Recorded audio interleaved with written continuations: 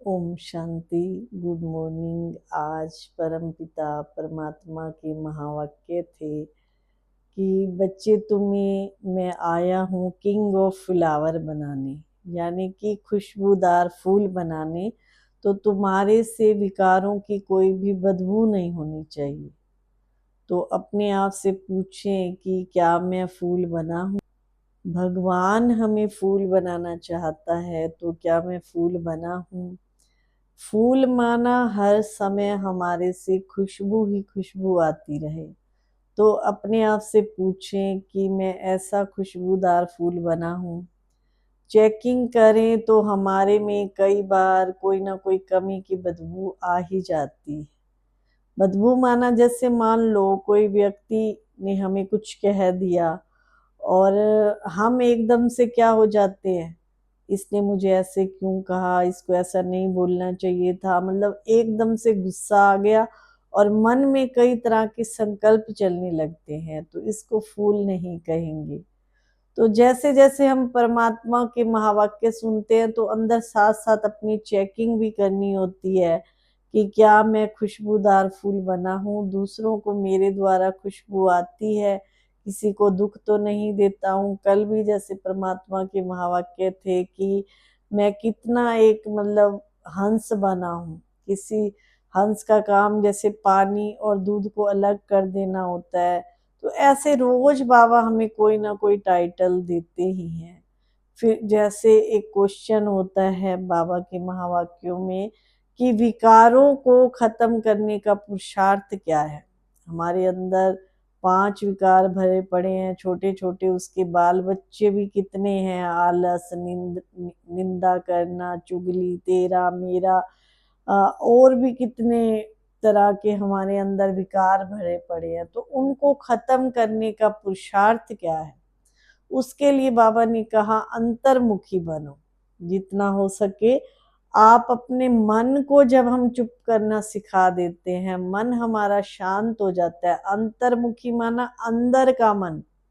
बाहर से हम मुंह से चुप हो गए, मान लो थोड़ी देर के लिए हमने मौन व्रत रख लिया और अंदर हमारे संकल्प चल रहे हैं। कई बार ऐसे होता है ना, कोई हमारे को गुस्सा करता है, हमारे से बड़ा है, तो हम कुछ नहीं बोलेंगे लेकिन मन बोल रहा है।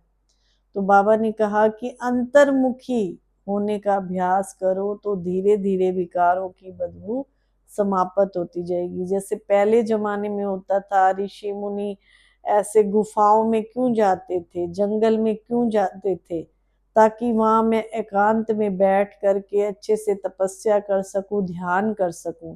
लेकिन आज समय ऐसा चल रहा है, कोई जंगल में नहीं जाता, कोई गुफाओं में नहीं जाता। पुरुषार्थ ऐसा करो कि साधनों में रहते हुए भी हम अच्छे से साधना कर सके। तो विशेष परमात्मा के यही महावाक्य थे कि विकारों को जीतना है तो अंतर्मुखी बनो।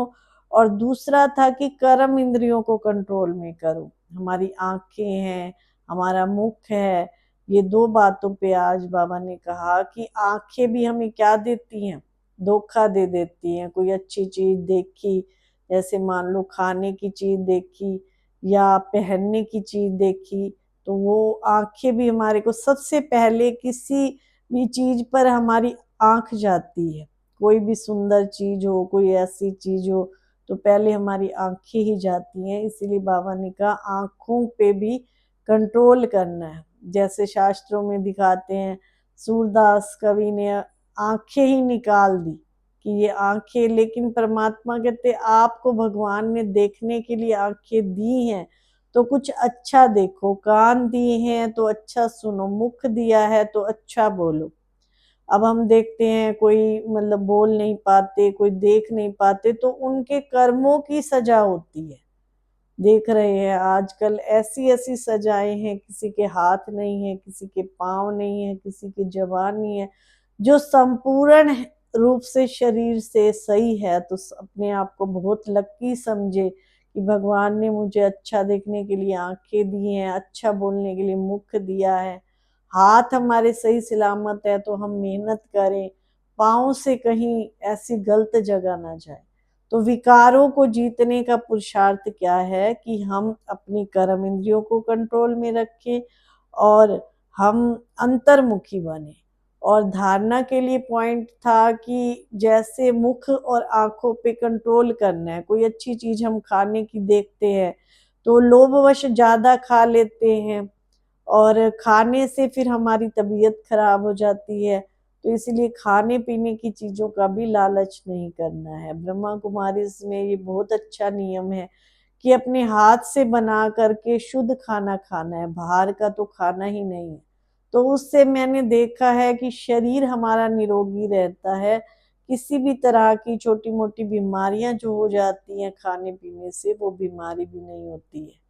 तो विशेष यही धारणा का पॉइंट था। और आज का जो वरदान, मनसा सेवा के द्वारा विशाल कार्य में सदा सहयोगी भाव। जैसे मनसा सेवा का जो कार्य है उसमें हम परमात्मा के कितने सहयोगी हैं। मनसा सेवा हम कैसे कर सकते हैं? जैसे कोई व्यक्ति दुखी है, परेशान है, तो उसको हम अपने मन के द्वारा साकाश दे सकते हैं। जैसे आप परमात्मा की याद में बैठिए और कोई आत्मा बहुत दुखी है, आप उसके लिए भगवान से कहते हैं कि बाबा आप सुख के सागर हो, उस आत्मा को सुख दो, आप दुख हरता सुख करता हो, उस आत्मा को सुख दो। ऐसे मनसा सेवा हम दूसरी आत्माओं को, 2 को देनी है, 3 को देनी है, 10 को, सब आत्माओं को इमर्ज करके बाबा की गोद में आ जाओ। ऐसे सोचो जैसे शिव बाबा के हजारों हाथ उस आत्मा पे हैं और वो आत्मा क्या होती जा रही है? सुखी होती जा रही है। तो इसको कहते हैं मनसा सेवा। मनसा सेवा द्वारा परमात्मा के कार्य में क्या बन जाओ? सहयोगी बन जाओ। आज का स्लोगन था, स्लोगन माना एक अच्छा विचार, जैसे निर्भयता और नम्रता ही योगी व ज्ञानी आत्मा का स्वरूप है। नम्रता और निर्भयता ही ज्ञानी योगी जीवन का स्वरूप है। जितने हम निर्भय रहेंगे, नम्र बने रहेंगे दूसरों के आगे, तो ये ज्ञानी योगी जीवन का स्वरूप है। कई लोगों के पास कुछ ज्ञान आ जाता है या उनको ध्यान करना आ जाता है तो अभिमान आ जाता है। जिस व्यक्ति के पास अभिमान है तो वो ज्ञानी और योगी नहीं है। तो ये थे आज के परमात्मा के महावाक्य।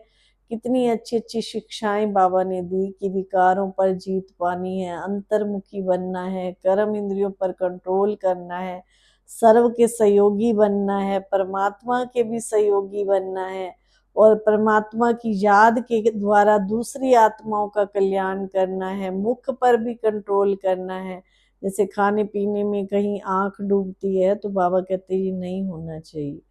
तो ऐसे ही रोज परमात्मा के महावाक्य सुनने के लिए मेरे चैनल को शेयर करें और सब्सक्राइब करें, बेल आइकन को भी प्रेस करें ताकि जो वीडियो आए आपको ऐसे स्पष्ट रूप में दिखाई दे। ओम शांति।